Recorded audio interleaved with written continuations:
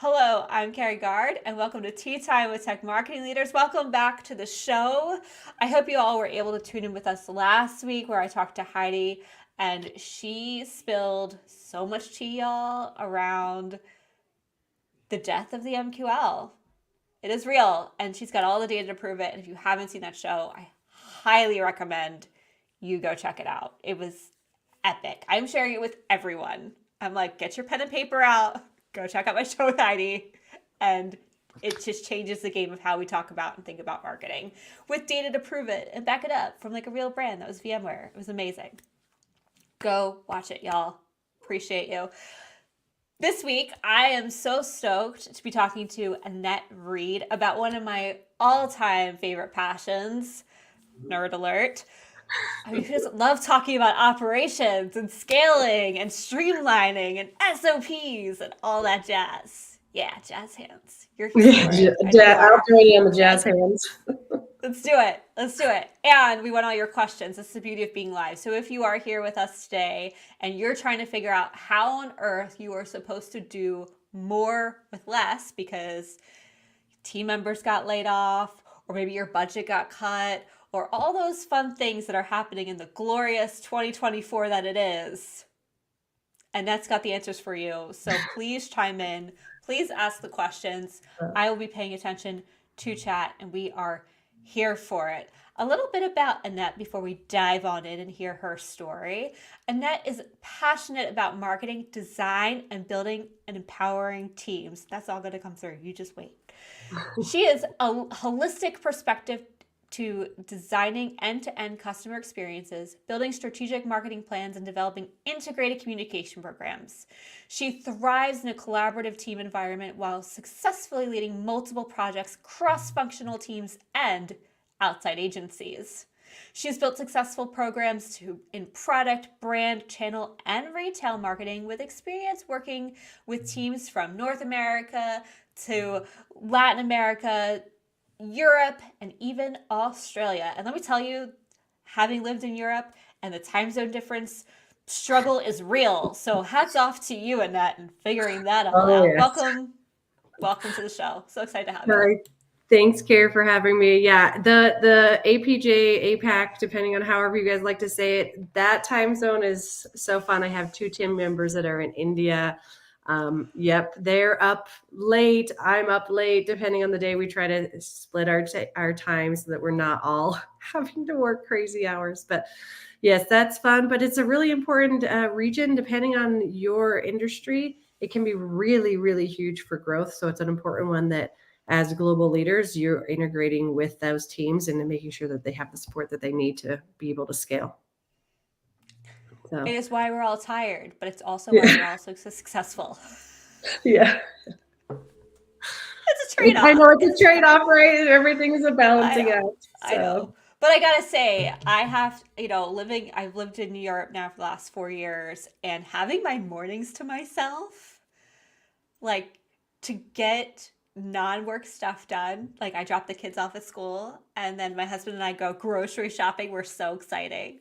And I get laundry done and then I settle into my day. And it's pretty, I gotta say, I used to live in Seattle. It was the other way around where I got up and I got going and there was meetings. And then the end of my day was like that smooth ride. But yeah. The adulting part of our lives is always really fun. I hate to be honest, I hate repetitive chores, laundry, doing dishes. I hate those. I love the ones that are like one-time tasks that you can just complete and you don't have to do it for like another month or, oil changes. That's fine. I don't mind that because you don't do them frequently, but the laundry, I hate that. Grocery shopping, I hate it. We do all deliveries for groceries now because I'm like, I can thank COVID for all of that kind of stuff because I hate grocery shopping. So true. I do miss America for that reason. Living on this teeny tiny island, I have some limitations there, but man, do I miss delivery. I also miss next day shipping. Oh, it's the little things. That is very helpful. And the operational things that make our lives easier, which we are going to get into. Before we get there, though, Annette, I want to hear your story. What do you do? What do you do now, and how did you get there? Yeah, so currently I am the senior director of our global campaigns and demand generation teams here at Sentinel One. That includes our campaigns, our programs, which are kind of our repeat activities, like webinars is a great example of that, and then our digital marketing team. So all that function sits within our growth marketing group, which is field marketing, et cetera. So, and I've been here since just November, so I'm running on 6 months, but have been working in demand gen for several years. And even whenever I was in other roles, I was demand gen adjacent, I would say. I worked in product marketing for several years and was leading their launches, which often, what's part of a big launch is the communication strategy. How are you getting people aware? I had one leader that I always loved it. She talked about it as being a launch is the wedding, and then you've got the marriage as well. So campaigns teams are working on not only the wedding, but also the marriage and how to keep the product alive and well. So As it has seeing babies as well. yeah, and the babies and all that growth. I actually started my marketing journey working for a manufacturing company that was, if people are familiar with it, ISO certifications. It was ISO 9001 certified, which in manufacturing certification that basically you have to go through and you have to document all of your processes.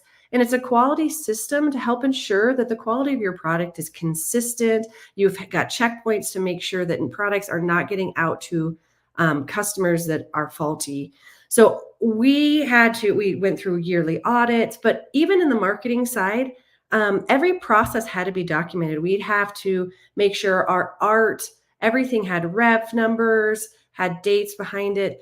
So I kind of started my career in a place where operations documentation was really important. And so it has set a foundation for a lot of the things that I do as a leader now, just to make sure that my teams are working effectively and we're trying to make sure that we're reducing errors, because a lot of that stuff makes you slow down. So processes, I know everybody in marketing's like, well, first off, I don't need to document process. It's not a formal thing like, the product engineering teams and, the quality teams. They might think, oh, I don't need to document this. I don't need to build a process, but, or they're scared of how it might impact their speed to deliver things. But I have learned that you can find a good balance between process slowing the system down, but also having the right checkpoints. So you have to there is a compromise. You can't have one without the other, but you can find ways to marginally impact the speed while really improving your quality and making sure that, you've got the right message being sent out to customers, and you're not going to get those 3 a.m. calls from a leader being like, where did this come from? Who approved this? Which we all still get those, but hopefully it's fewer of them. Oh, I have stories for you, Annette. We're gonna hold Yeah, on to those. I It's gonna know be we great. could all, I like, if know. everybody was We on all the have call, we could stories. probably share so many Oh, stuff. if you're here with us, share your stories of those moments, those 3 a.m. calls, or when you woke up. I woke up recently to a client having very unhappy thoughts about what was Mhm. going on. We've all been there. Shit Yep. happens. It's about what we do about it and how we move through it, and that's going to help us. But share Mhm. your stories. Yeah. We've all been in the boat. We've all been in the boat. Before we get to our core conversation, Annette, and I loved your story, and it's so helpful to know where all of this great knowledge is going to come from, right? That's why I like people to tell their journey, right? So because the intersectionality of the conversation we're going to have with your your career is always a nice dichotomy to really understand the expertise behind what it is we're talking about. Mhm. So thank you. That line came through beautifully. Yeah, Um, sets the stage. you set the stage perfectly. You did my job for me. I appreciate you. Before we get there, Trevor, yes, Trevor Van Worden in the house. Trevor's always got the greatest questions, so buckle up. It's going to be a good one. What challenge are you currently facing right now, Annette? Like, what's Mm. at Sentinel One, what's kind of feeling hard and in your way and making it maybe a bit more difficult to do your job than you would wish? Yeah, I think one of the big things is we have, like many in the tech industry, have gone through changes in leadership, have gone through layoffs.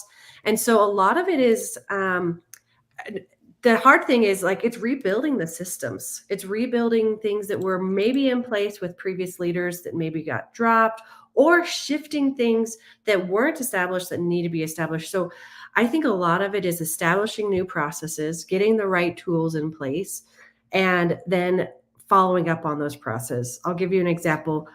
We are working on a couple different things. One being, you know, trying to be more of a global organization and making sure we have translations for our key content across the globe. And that means we have to connect with all of our different stakeholders. We have to make sure we have budget to go out and hire translation agencies, or we have the tools in house to manage those translations. How do we identify the content? How are we requesting it? Does everybody know what's being requested? What the review process is? So we started to build out a translation process that would identify, okay, here's the content that we're translating. We get it queued up, we identify it, we get budget, we start working with an agency. It goes through our regional marketing teams to have a review, but we had to make sure that we had a way for us to see where everything was in the stage. So we use Asana at Sentinel One. I've used it in my past as well. And so we created a whole Asana project that allowed us to automate the request process with all the stages in there, who the owners for review were. And that way, and then we had different boards that were set up for different stakeholders. So leaders in each of the regions could see the amount of work that was being sent to their teams, and that could be helpful for them to prioritize.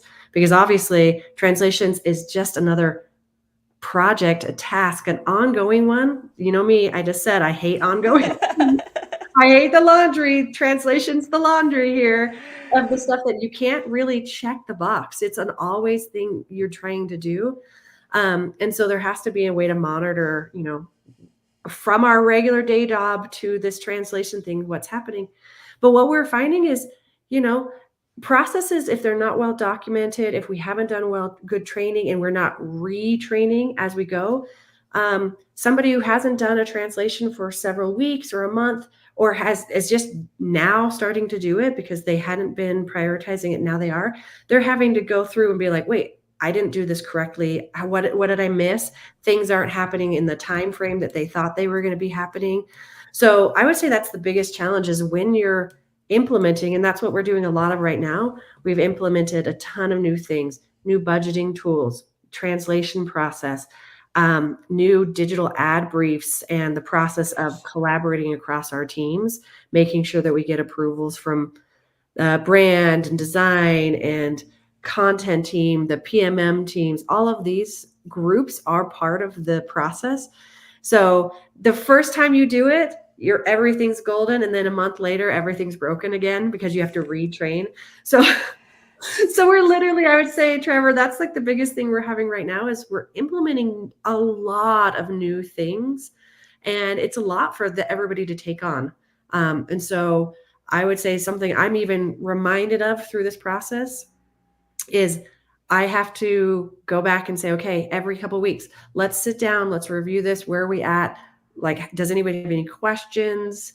And checking in. It can't be a one and done. You can't say I've launched it and you're over, which is, like I said, so always frustrating for me because I'm like, I'm done. I launched the process. You're gonna have Everybody else's problem now. the laundry is done. The laundry, it's one and done. Oh, what I would give for laundry to be one and done.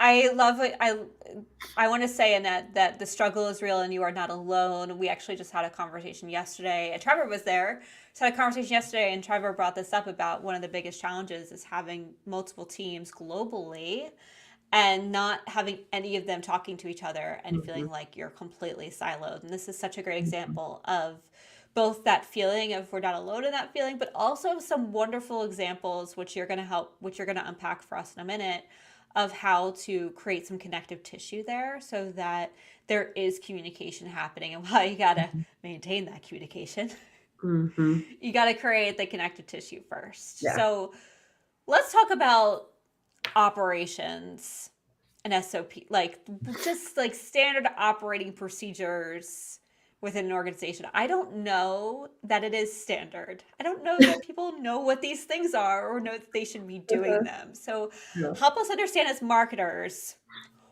what it means to operationalize what we got going on. Yeah. Define it. Yeah. So I think I really, one of my last roles, in this weird roundabout way, I joined my previous organization was Calibra. It's a fast-paced startup that's was started in Belgium, based in New York now.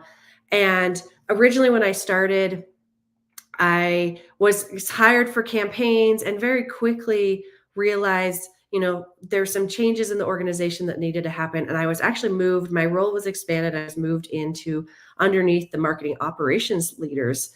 And it was kind of a weird fit at first. You're like demand gen campaigns under operations. I thought, I was like, well, I really like this leader. I huge shout out to Justin, one of my favorite bosses I've ever worked with. And so I was like happy to be moved into that team and working with that group, but I thought it was a weird fit.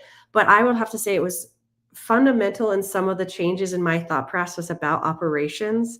I've always worked with the marketing operations team in any of my role, but I gained a greater respect for the operations team and the stuff that they deal with, and also understood the connection between what demand gens teams and marketing teams are doing and how things function in the marketing operations systems. And if marketers are not besties with their ops people, go do it now, because it's going to change what you think you can do.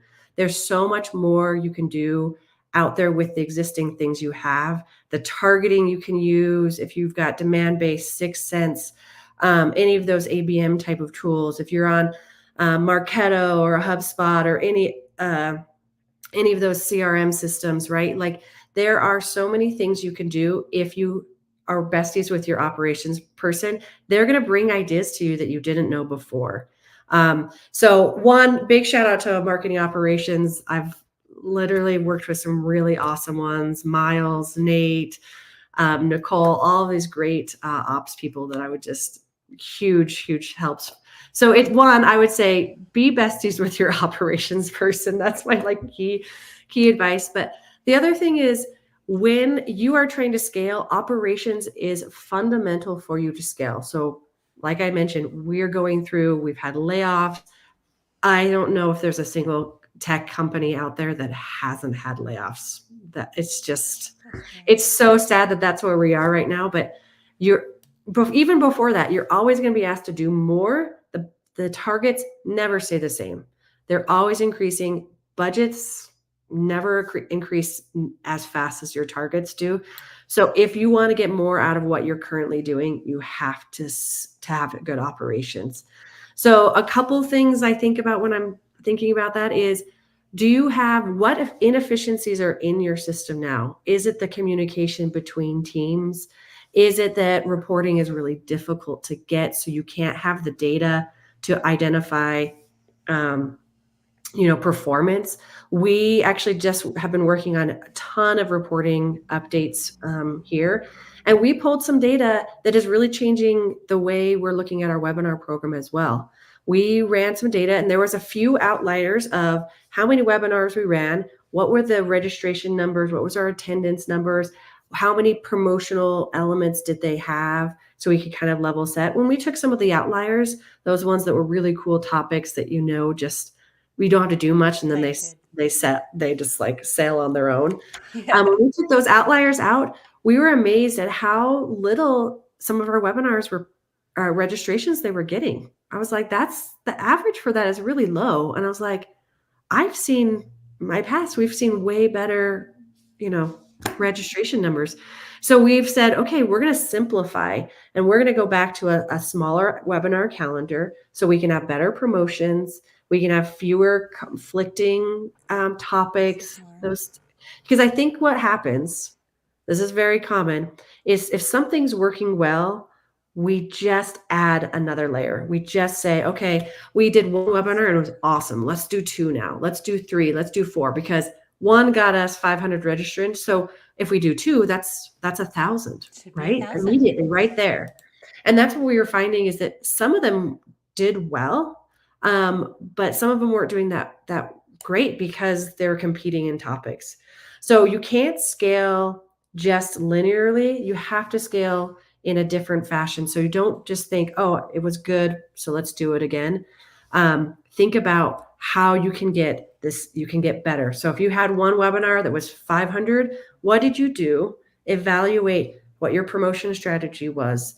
Who was your target audience? Because you're not necessarily going to get the same amount from just continually scaling, and you're going to burn out people, right? One Oh my person may have gosh, been able so to, much energy. right? Yeah. Yeah.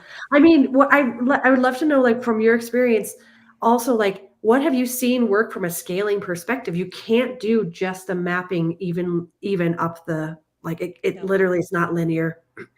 Nope. Well, one, there's just not enough bandwidth.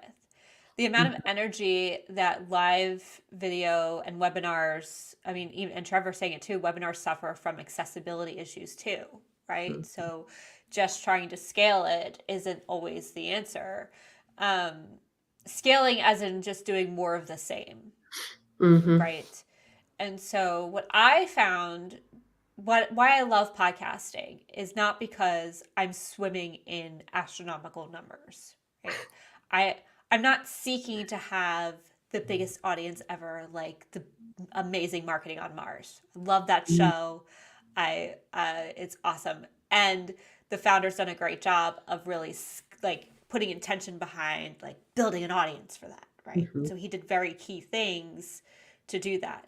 My intention with the show was always about building relationships and connectivity with the guests and then giving great content back to the audience that's listening, whether they had been previous guests or our customers, focusing on a very specific audience. So it just really depends on what your intention is. If you're going after a big audience because you're going to monetize it, have at it, yes, and to that.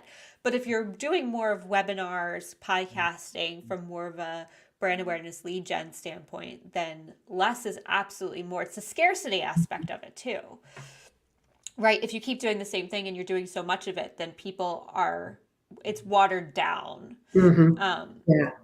Yeah, I would your also, audience should be like the center point of all of your plans, right? And often I don't think it's intentional, but often we lose sight of that because we're just everything's a number. And once you take away the face to the number, then a lot of times, and it comes back, whether marketers do it or not, it always comes back because at the end of the day, a BDR, SDR, an AE is like reviewing this, is talking to a customer. So that face comes back. And so we don't want to lose sight of who it is that we're talking to when yeah, we're trying to scale. Right. So that's so true. And I would say, coming back to the intention of it too, with scalability, it's a define scale, right? So for me, with the podcast, scaling isn't doing more podcasts. Scaling is like, okay, I've done almost 200 of these. What themes are we seeing? Now that we have AI, one of the things we're doing is grouping episodes by themes, putting them into an AI, which is finding the corresponding content through that, and then producing blog posts to say yep. we've had 5 guests around this topic, here's what they're saying, here's our 2 cents on it, and now we have the blog post for the actual single episodes, which is 5, Mhm. plus we now have this one that's wrapping it all up on top of the clips we do, on top of the, that's the beauty of taking something like this. You're able to then multiply it in ways from a scalability standpoint that isn't doing more of the same, Mhm. but building on what you already got going on. Yeah, and that's where the efficiencies really come in. So instead of thinking I always have to record a new webinar, we have to have live, there's tons of things that you can do from, hey, having the recording and snipping it into little pieces where it becomes social. I love what you suggested of, hey, gathering a collection, you put it into a collection, you can promote it now almost as if it's new. To a whole new audience to say, oh, check out this collection. I love the suggestion with the blog. You've got emails.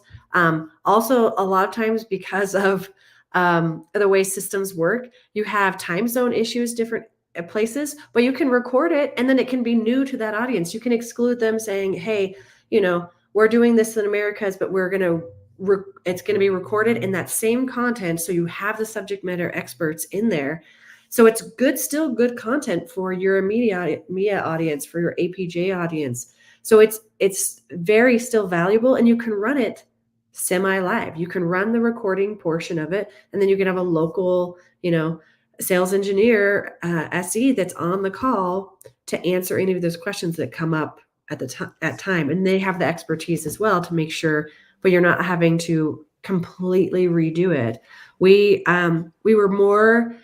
I've got more resources at Sentinel One, but there's never enough. But in previous roles, we had very small teams. And so we couldn't do as many webinars as we can now at Sentinel One, but so we had to find ways to take that good content and leverage it further. And so we looked at that. How can we repurpose this and drive more demand with the same content? Because it can be really challenging to get speakers. They're so busy. Everybody has a day job, and usually speaking is not somebody's day job, right? Yeah. No, I would say speakers are hit and miss in terms of like, if you have a solid topic, or, for me, I as long as I'm doing the outreach, right? The outreach, the finding, doing the thing. Mm-hmm. When I do the thing works out. It's just finding time to do the thing, which I think is part do you of know what the saying. thing is? I do know what the thing is, and I know that it works so much better when it's me and it's personalized. Mm-hmm. Right? I actually reached out to you. I don't know if you remember this, but I was sleuthing a little bit, and I saw that you were on my LinkedIn profile. We hadn't even connected yet. I just saw that you checked out my LinkedIn profile, and so then I messaged you and said, "Hey, Annette, I see you're hanging on my LinkedIn profile, and you know what? I think you'd be a perfect guest for my show. Let's have a chat." Right? I'm a stalker, a little creeper on LinkedIn sometimes. I mean, LinkedIn is like sort of a blessing and a curse that way, for sure. But it's that personalization, right? That was me. I saw that you were there, and then I made a personal outreach to you, and that is what I find is the hard part to scale. Mm-hmm. So let's talk about the operationals piece in this, because we're talking about the beauty of these things, but what we're not talking about is the actual work that is needed to make the thing happen. So we're talking about webinars in particular, and then multiple pieces of content.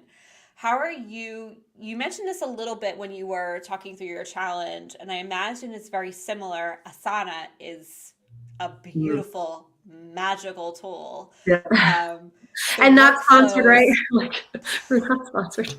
So. Yeah, not sponsoring Asana. We just both use it. Big fans of it. Maybe Monday can do similar things. I don't know. I just haven't used it. But the beauty of these project management tools is almost the if this and that, or the Zapier aspect of it that they've brought into play, which is so great. Yeah.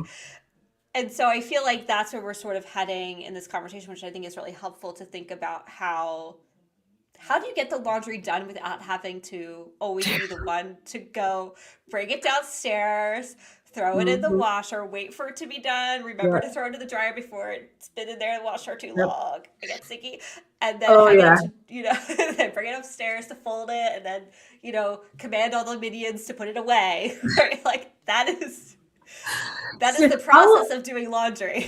Yeah. So we'll stick with the analogy of the laundry. I mean, look at what has happened in that industry.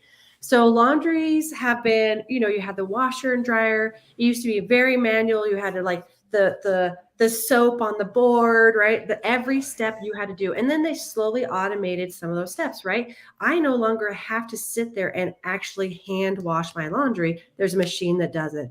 But look at the newest technology. We just moved into a new house, and literally when my laundry goes off, there is a song that plays, right? I hear it. It's actually surprisingly long. I'm like, how long is this going? It feels like forever, but so I get a really good reminder. My sister-in-law was mentioning to me that she gets a notification on her phone. She has there's an app or some sort of thing. It's synced up to her phone. So she gets a notification. So it's not sitting there and forgotten, because you're getting reminders. That is what's so great about these tools like Asana, Monday, Trello, Basecamp, any of those type of project management and communication tools, is you don't have to set it. It's like that old this will date me, but you know those old rotisserie grill like infomercials that was like set it and forget Yes. it. Hopefully somebody remembers that, but Yeah, you can't do that without. yeah, but with Yeah. Asana, you can start to build out the processes that you want. You have all the checkpoints. So a lot of what I think I would say Calibra and the ops team I worked with before was phenomenal with Asana. They really used it really efficiently. So, one, every type of request that was going to be in marketing was sent through Asana at some level. So, we had every webinar, every regional event, every email, every ad was requested through Asana. And then was different projects were set up with different team owners. Everything came through a centralized point so that we could then see calendars of what was active and what was not active, when things were going to go live. But then every project type had a set of deliverables and every little step was documented. So we knew, okay, hey, someone has to review this copy and this team has to go in and design the ads. Then we have to go in, have the final approvals from these various stakeholders, set it up. So the nice thing is with those tools, one, you're not going to forget a step. So this is where like operationalizing to scale really helps you, because you're going to maintain quality when you can document all those steps. You know what has to be done. All the communication can be in there as well. So if things are not happening, you can see it right there. You can set up automation in Asana that says, hey, if this task is incomplete and the due date has arrived, it can automatically add comments. It can send notices to different leaders. You can do a lot of that kind of stuff so that it can flag, hey, this is out of date. It could be as simple as flagging it to someone to say, hey, review this and confirm if the date needs to move, something of that nature. But we would build out all of those things, and it lived in all these different places. So those teams could see, the web team could see all the tasks that from all the various projects that they were in. The design team could see their work, PMM, campaigns, everybody's seeing the work. And leaders then also have a beautiful view of what's going on the calendar. Now, Asana has its shortfalls too. Like, I don't love the calendar piece. So any Asana friends out there, like, if we could make the calendar better, because that is a really critical tool to the way that we all like to look and see. Leaders don't want to see a big list or a Kanban board. They want to see a calendar of how it's what's working, what's But they also active. don't want to see every little task either. Like, I look at Mhm. somebody's calendar and it just looks like a rainbow. I'm like, this is so Yeah. unhelpful. I don't know what's going on. Yeah. I Yeah.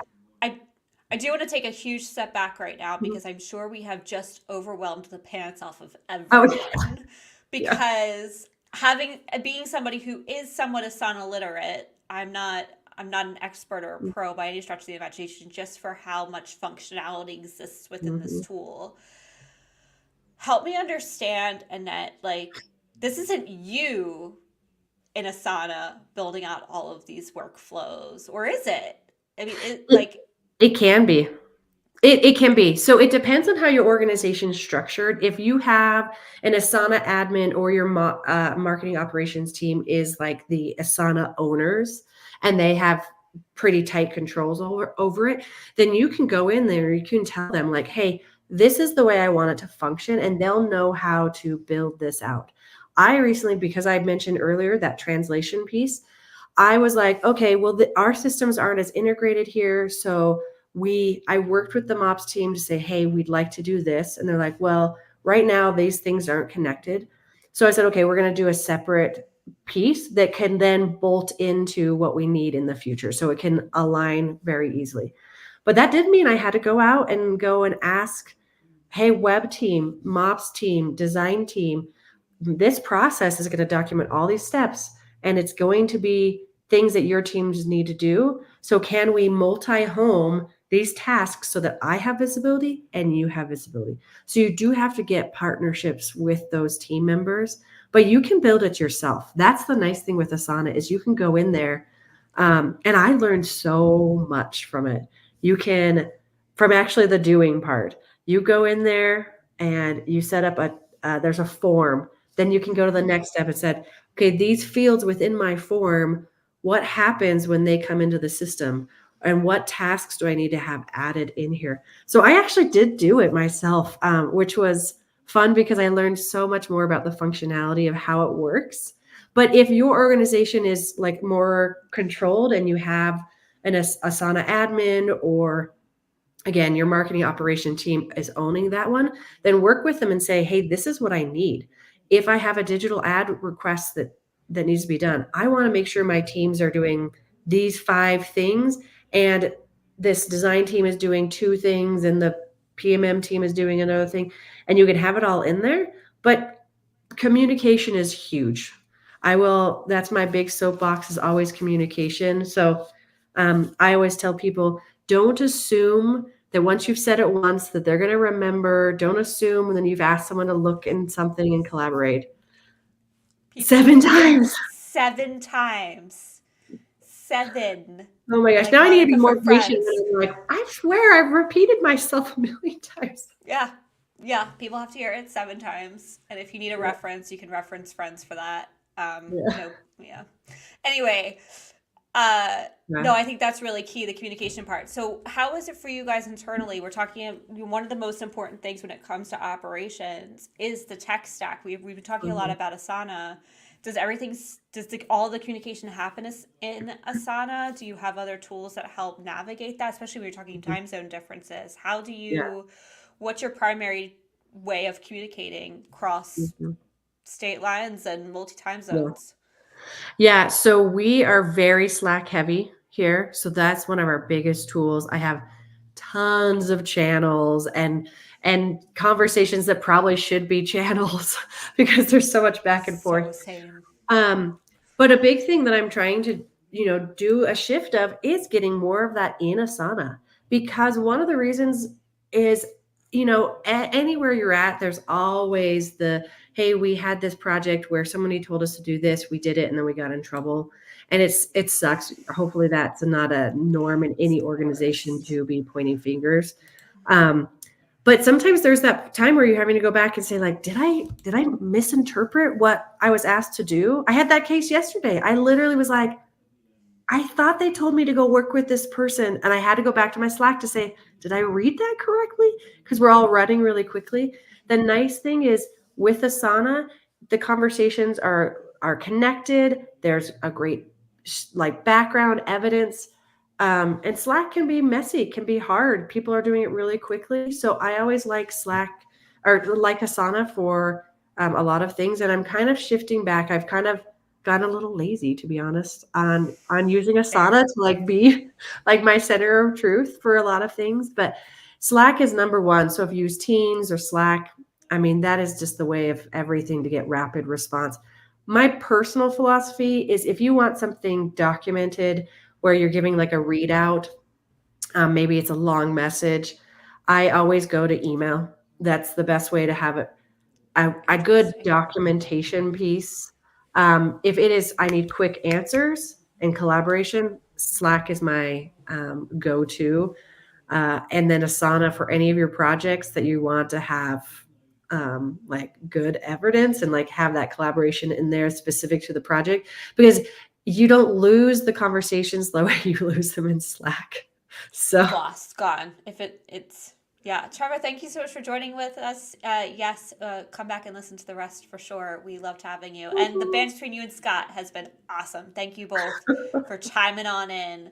Um, I'm missing this. I'm back sad I'm missing the chat I stuff. know. Oh yeah, you'll have to go back and hang out with it because there's some good conversations around the webinar piece in particular. Mm. Scott's team actually did a bingo card for Oh, video. So I know. I have love yeah, that.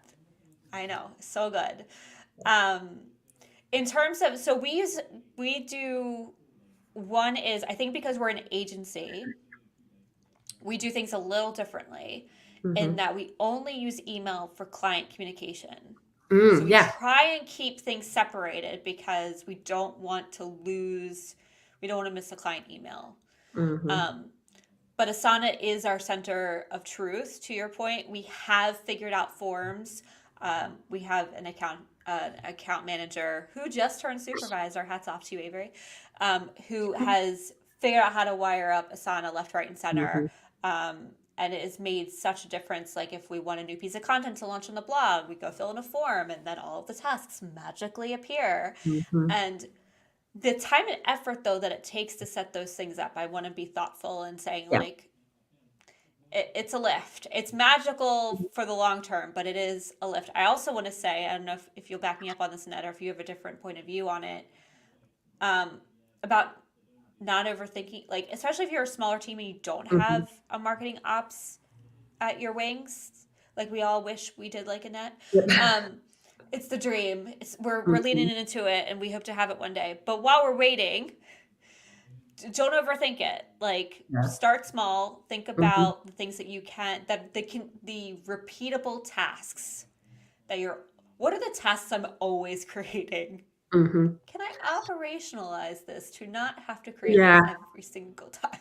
Yeah, it's so true, and that's a good call out when you're a smaller team. And then the time, it does take time, but it's one of those things where just like when you're hiring somebody and you have that onboarding process and you're like, oh, or like an intern, you're like, I'm spending more time with them than I'm getting the value So back. true.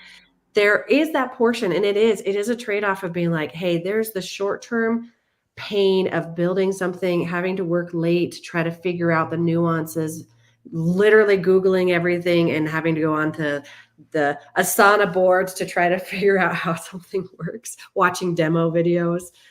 So there are pieces like that that can be really tricky. But in the long run, it's helpful because, again, it's a trade off of the pain up front, but the efficiencies on the back end. And I love that I actually use a similar, like you think through what's the critical things for you to do. When I pack for travel, this is my little weird hack. When I pack to We're go coming back travel, to I'm project. I literally start at the top of my day and at the bottom of my feet, down by my toes, and I go through what do I do in a day? And like when I'm getting ready in the morning, okay, what did I do in the shower? And I literally go through the routine in my head and I literally dress myself from my feet to my head. And I think, okay, what are all the items of clothing? Did I get my socks? Did I get my underwear? Did I get my pants? Did I get shirts? Did I, get the jewelry I want to wear? So I literally kind of go that. That's the same thing you go through when you are building checklist of all the things. You're like, okay, what is it that I did? Imagine it in your head. I know this sounds so silly. I Yeah. gave a No, really this weird is mom analogy brain there. happening. No, So, this is mom brain and full happening right now. I totally get oh it. yeah, yeah. So you just imagine you're like, okay, if I was doing this, who do I connect with? What are the things that I do repetitively? But I love it. Just like you said, you can start very small with the biggest things that you say, okay, I know that there's a brief. I have to write this down. I have to get the copy approved and I need the design team to do their part and then I need to launch it. And you'll start with those 4 things, and then the next time you'll come back and you're like, "Okay, we had this problem, the audience wasn't reviewed. I wrote the audience and I got some feedback later, so I wanna have an audience and I wanna identify the audience Mhm. for this ad up front and then make sure it's part of the review process later." So, like, you can Yes, add to it. It's so nice to be you building it can. out, and that's where I mentioned earlier, there's a balance. So, you don't have to make every little tiny minutia of steps that you do in the process because that might just you might be just checking the box. It might not be Hmm. really valuable, and it slows you down too much. But in other cases, you may want that because it's something very commonly missed, or you want that proof behind the scenes, or you need that checkbox. So it Yeah. depends on your needs. Don't build it too robust that it takes forever to get through a process, but don't do it too shallow that you miss critical things that are going to cause quality issues down the road. And biggest thing, communication. The nice thing with Asana is you can tag people and you have an evidence of who was on there and who had visibility to all the things that you were doing. And The you can inbox always, is your friend. mhm, The inbox, the Asana inbox is your mhm, friend. If you're yeah. using it, or I'm sure the other tools like Monday and Basecamp and all them have a similar roll up of just like the activity of that's happening and the Mhm, tasks that you're following. Get acquainted with the inbox. I want to come on yeah. to two things. One is Scott asked a really important question that I want to come back to, but before we get there, I want to sort of harp on something that you said because I truly believe in the iterative process and letting yourself be okay with mistakes and failure. Like Mm-hmm. that's just part, y'all, it's just part of this process, especially if you're building from the ground up, especially if you are a solo marketingpreneur, especially if you're a big team and you're doing this for the first time and you got a lot of moving pieces. There is going to be mistakes. So Mm-hmm. just accept it in your heart now. It's going to be okay because the Yep. beauty of Asana is, to Annette's point, is you get to go back and say, okay, where did we lose people? Where did the miscommunication happen? Where did this piece of important information fall off? Let's get that into the standard Mm-hmm. operating procedure within Asana, and we won't ever miss it again. And that's the power of it. But if you try and think through every single piece, to Annette's point, one, you'll never get it up. Mm-hmm. You'll never launch because you'll be so trying to think of every possible thing. Um, and and two, it will take it, similar point, it'll just take you forever. So the Mm-hmm. best thing to do is just start and iterate. Mm-hmm. Yes. Yeah. I mean, if there's anything tech has taught us, the MVP, right? Minimal viable product. You Yes. get something out the door and you iterate on it. You iterate on it. Um, I always used to joke. So like I said, I started in manufacturing and we had this big ISO, we had these audits and all these things. And the joke was like, if I got hit by a car tomorrow, if I got hit by a bus, if this was a mean girl situation, I got hit by a bus and someone had to like take over my role or come in tomorrow while I'm on vacation and they needed to know what was going on.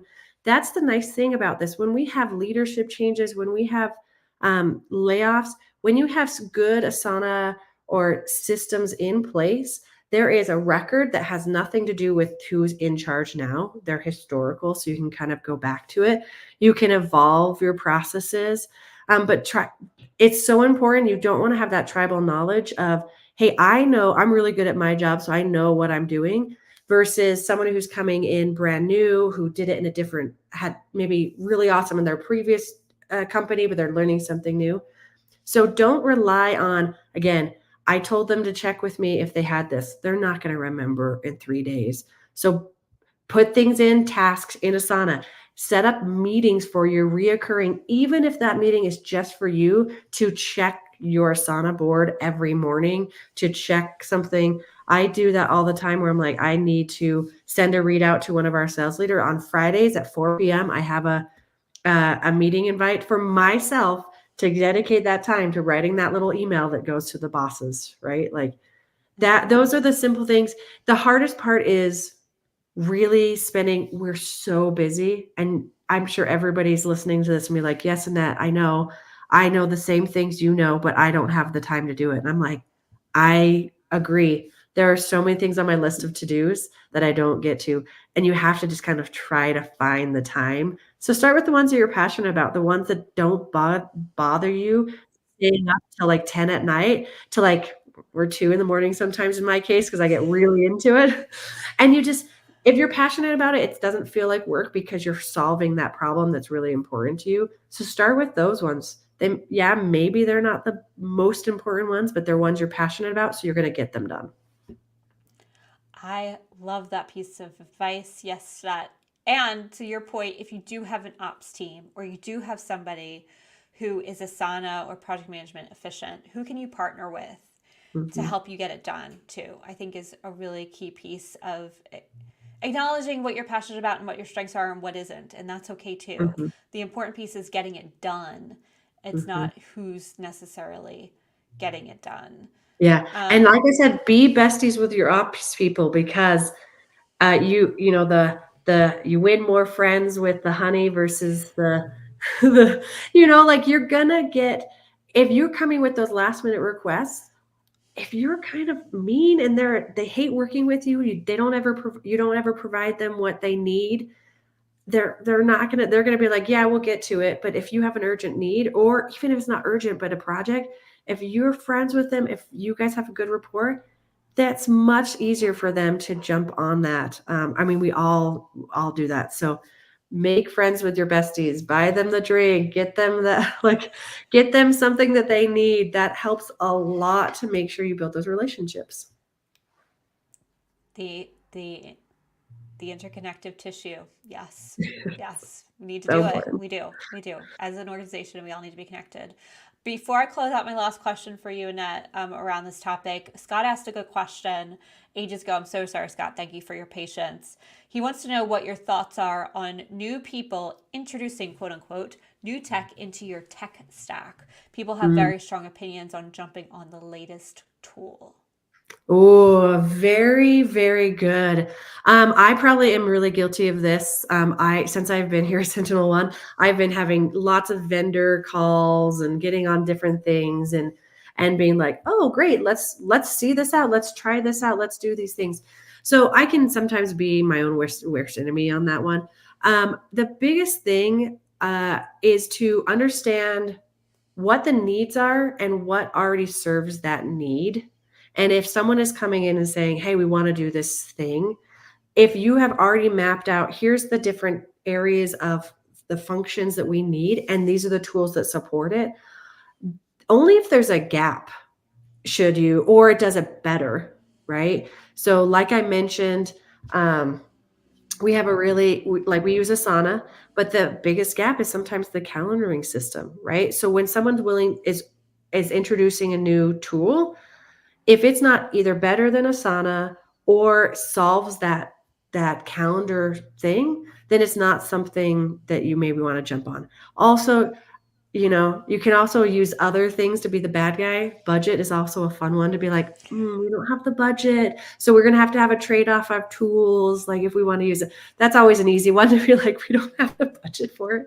Or But yeah, migration. Migration's a very easy one to say. How yeah. would we move to this tool? Help me understand the manpower that will take, and why is that worth it to us? Tell me Yeah. more.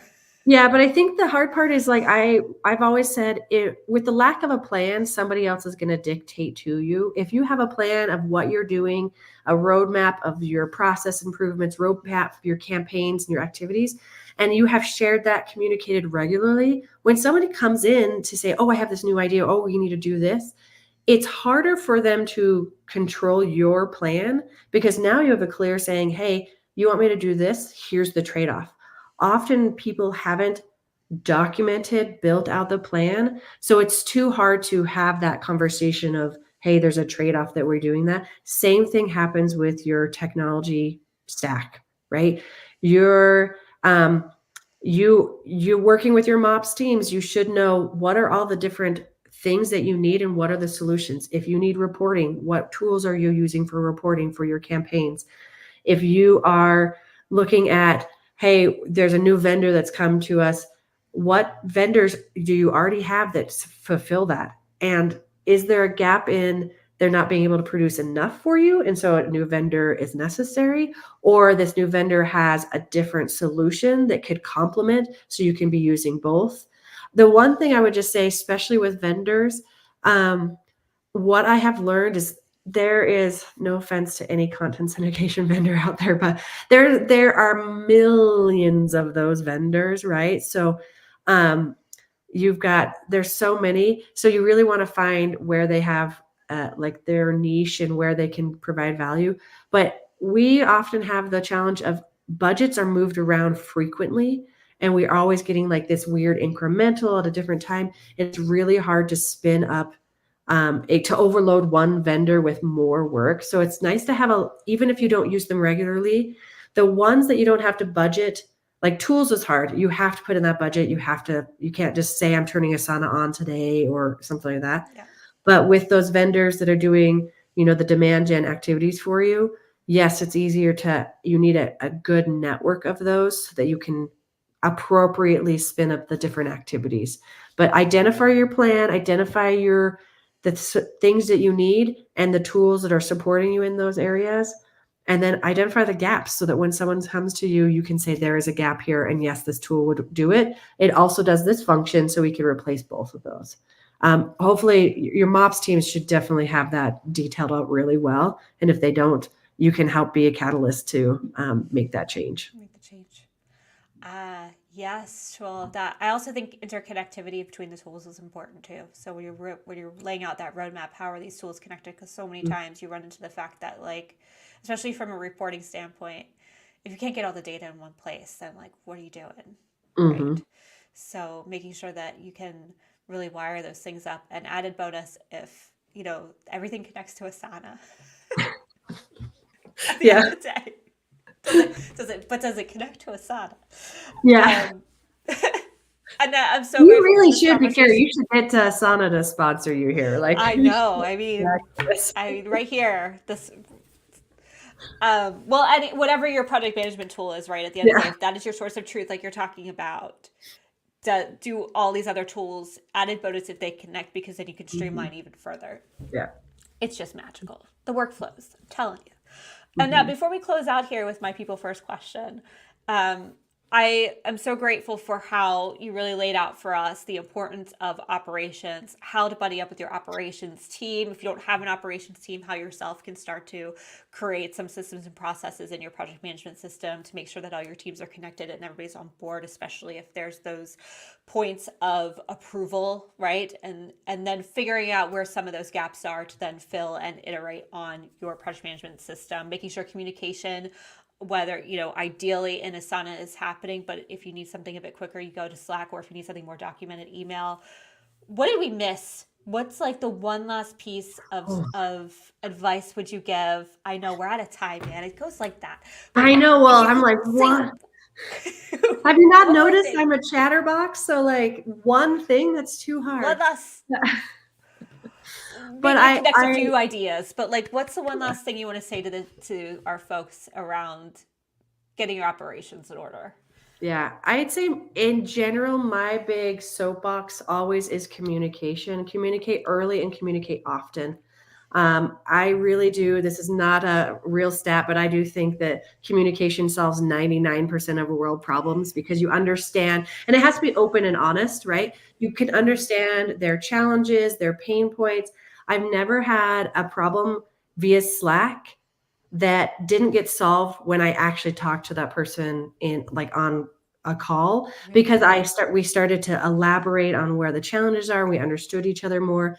So communication is so critical for any of your operations to be successful, not just getting getting something you didn't have before, getting it on the roadmap, or once you've got some sort of process in place, being able to use it and have efficiency there. If you don't communicate, everything's going to fall apart. So communicate like early and often when you're working on any type of project. And document. And when you're Yeah. done documenting it, making sure that you document it. Annette, Mhm. thank you so much. Where can people find you? They want to learn more about Sentinel One, what you got going on in the operations team, and how you all work together. Yeah. Where can they So find you? we obviously reach out on LinkedIn to me and then sentinel1.com for any of our latest updates of what we're doing and how things are going. But and follow us on LinkedIn. We always share information, but I do welcome all marketers. I love connecting with as many people. So connect with me on LinkedIn and just mention you heard this podcast so I can put a face with names. So. Yes. Yes. I just followed Sentinel One. That's happening. All right, perfect. Last question for you, Annette. You're more than a marketer, and I believe you're out in Utah. Yes. Yes. Yes. See, Yes. I remembered. Yeah. Um, Right outside of Zion 2024. National Park. So, yeah. Oh gosh, so pretty. Oh, so pretty. I backpacked through Utah with a 4x5 camera. I was to show my age back in the day when I was in university and college, and oh my god, I could have just Beautiful. burned so much film out there. Absolutely gorgeous. Um, 2024, we have figured out this COVID thing. We are living with it for better or worse. But we're all traveling now. We're back out in the world. What are you most looking forward to? I know, like Q2, we're almost a month Mhm. down in Q2, but we still have the whole spring and summer to look forward to. What is it for you? What are you looking forward to? Oh, personally, oh man, Yeah. travel with the family. My husband's family had a farm in Illinois, and we're going to go out to the farm. And I have not been to the farm, so I think I'm actually gonna get to milk a cow this year. It's like crazy bucket list items. Who knew? Who So, knew? I love it. And you have kids too, so mhm. they're Yep. gonna absolutely Four love kids, 4 kids. three stepkids, and a 15-month-old little girl who just lights up my world. She's going to have fun at the farm, I'm sure. She's gonna have the best time. We have we're in Guernsey, it's smallest island ever, I know, but we do have cows, and even to this day, as 8-year-olds, when the cows cross the road, my kids are like enamored. One actually poked its head in our car. They were like, "What are you doing here?" We're like, Oh "Hi, my Mr. goodness. Cal." Yeah, Mrs. Cal actually, but yeah, Oh, I um, love that. it's kids and animals. It's just the best. It It's is. just It the is. best. So cute. So, Have the best time. Safe travels to thank you and your you. family. And thank you again for being on this episode with me. I'm so grateful. And thank you to Scott and Trevor for the wonderful side conversation. We're going to be dipping back into that. So good. This episode is brought to you by MKG Marketing, the digital marketing agency that helps complex brands like cybersecurity get found via SEO and digital ads. It's hosted by me, Carrie Gard, CEO and co-founder of MKG Marketing. And if you are a B2B tech leader and you want to be on the show, hit me up. I'd love to have you. Love it. It'd be amazing. Thank you again, Annette. All right. Thanks, Carrie. Bye.